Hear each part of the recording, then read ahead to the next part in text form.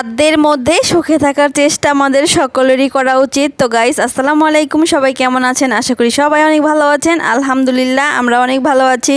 তো আপনাদের ভাই আজকে বাজারে গিয়েছিল, তো কি কি বাজার করে নিয়ে আসলো সেটাই আপনাদের সাথে শেয়ার করছি। একেবারেই তাজা তাজা পুঁই শাক এনেছে, দেখতে কিন্তু অনেক ভালো লাগছে। তো গাইস, সকাল সকাল বাজার করলে কিন্তু বাজারগুলো অনেক ভালো হয়, কারণ সবগুলো সবজি বা মাছ মাংস সবই তাজা পাওয়া যায়।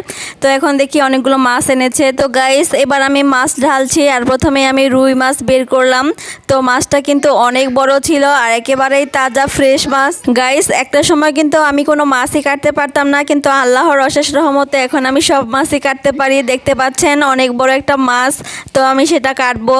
তো গাইস, এখন দেখি আর কি মাছ নিয়ে এসেছে। তো আবার ঢেলে দেখলাম এখন এনেছে বড় চিংড়ি মাছ। এই চিংড়ি মাছটা কিন্তু অনেক মজা লাগে, আর এনা সানিহার তো অনেক পছন্দের বড় চিংড়ি। সেই সাথে এনেছে ছোট চিংড়ি। ছোট চিংড়িও কিন্তু অনেক ভালো লাগে, এটা হচ্ছে দেশি চিংড়ি। এই চিংড়িগুলো দিয়ে যে কোনো তরকারি রান্না করলেই অনেক ভালো লাগে। আমার তো চিংড়ি মাছ খেতে গাইস অনেক ভালো লাগে। তো আপনাদের কার কার চিংড়ি মাছ খেতে ভালো লাগে অবশ্যই কমেন্টস করে জানাবেন। আর এই তো এখানেই শেষ না, আরও মাছ এনেছে। তো আমি ভাবছি কিভাবে এতগুলো মাছ একসাথে কাটবো। আর এই তো গাইস, এখানে কিছু ছোট মাছ ছিল, এগুলো একেবারে ছোটও না একেবারে বড়ও না, এগুলো আমাদের এলাকায় ঢুইরা মাছ বলে। তো এই মাছটি কিন্তু ভাজি খেতে অনেক ভালো লাগে। এই ঢুইরা মাছগুলো কিন্তু কুটতে অনেক সময় লাগে। তো যাই হোক, ধৈর্য ধরে সবগুলো মাছ আমাকে কুটতেই হবে। তো আরও মাছ এনেছে। মাছ কুটতে পারি, কিন্তু মাছ কুটার কাজ আমার কাছে একেবারেই ভালো লাগে না। তবে কিছু করার নেই গাইস, যেহেতু একা আমি, তো সবগুলো একা হাতেই সামলাতে হবে।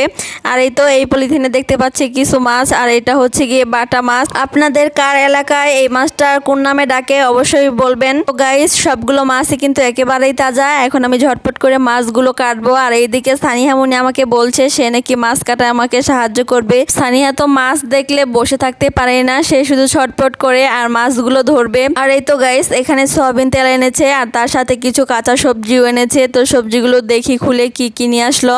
তো প্রথমেই দেখতে পেলাম করলা এনেছে, আর এনেছে লাউ। লাউটা কিন্তু একেবারেই কচি। তো গাইস, ঢাকায় কিন্তু সবসময় লাউ পাওয়া যায়, গ্রামে হয়তো বা অনেক সময় দেখা যায় লাউ সবজিটা পাওয়া যায় না। তো গাইস, লাউ কিন্তু আমাদের পরিবারের সবারই অনেক পছন্দ, আর লাউ কিন্তু বড় মাছ দিয়ে রান্না করলে অনেক মজা লাগে। আর এই তো গাইস, এখানে কিছু বেগুন আছে, আর এনেছে ঢেঁড়স। তো সব মিলিয়ে বাজারগুলো কেমন হয়েছে অবশ্যই কমেন্টস করে জানাবেন।